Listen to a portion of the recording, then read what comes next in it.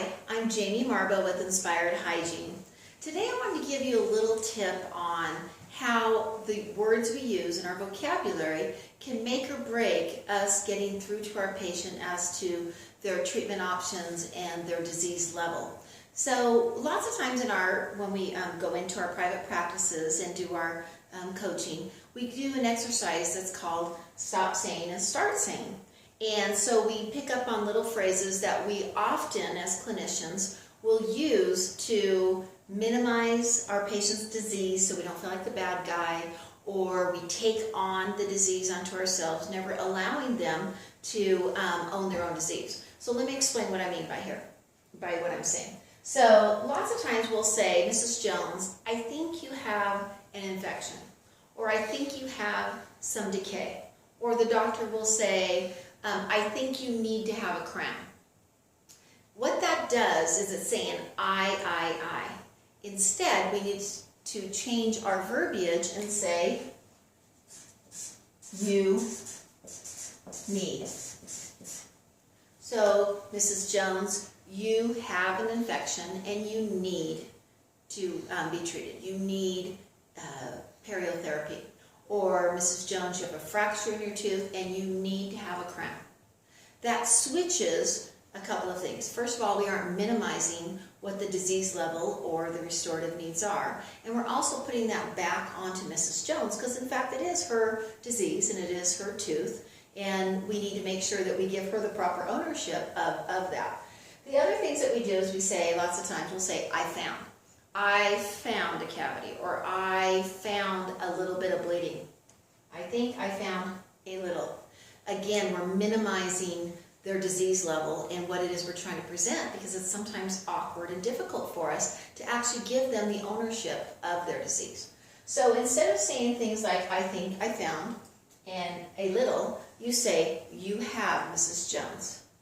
And you say words like a disease,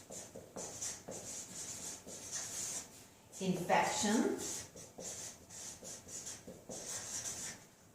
and you'll also want to include in that some questioning responses so that the patient can respond back to you. So you can say, you have an infection. Have you noticed that you have sensitivity? Or have you noticed that you've been bleeding when you brush your floss?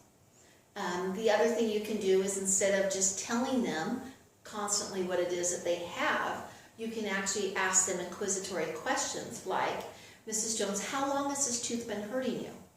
Instead of saying, does this tooth hurt you? Because if she says no, then you have a different set of answers to give to her. The other thing that we often coach our private coaching clients is on making sure that when a patient is saying, I don't want this, or I don't, do I have any other options? You can use a phrase that is, it is not in your best interest. So, Mrs. Jones, you need to come back for Perio Therapy. Perio Therapy is where I can use my special instruments, get to the base of the pocket, and help disinfect the base of the pocket, areas that you can't really reach at home. And then she may say to me, really, I don't know, let me just go home and floss. Is that okay? Let me go home and try my best. You can say to Mrs. Jones, that's not in your best interest.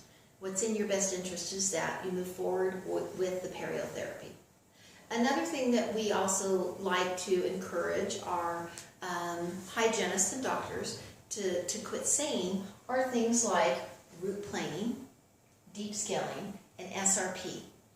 Deep scaling and root planing and deep scaling refer to pain. They don't sound fun.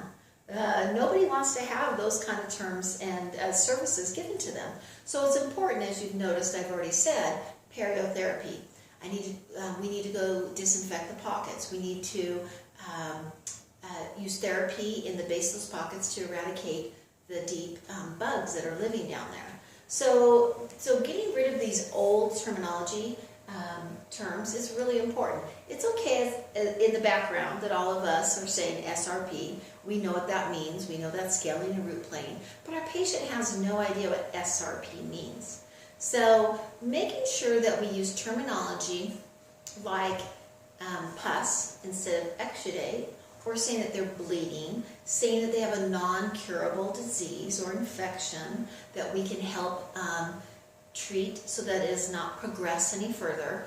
Using that terminology really helps our patients understand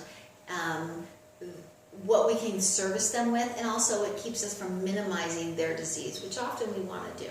So I hope that you will practice this exercise in your office, and you guys can sit down and think about some of the things that you hear the doctor, the assistants, the hygienist, the front office, whatever staff members saying, and come up with a list of what you're going to stop saying and what you're going to start saying.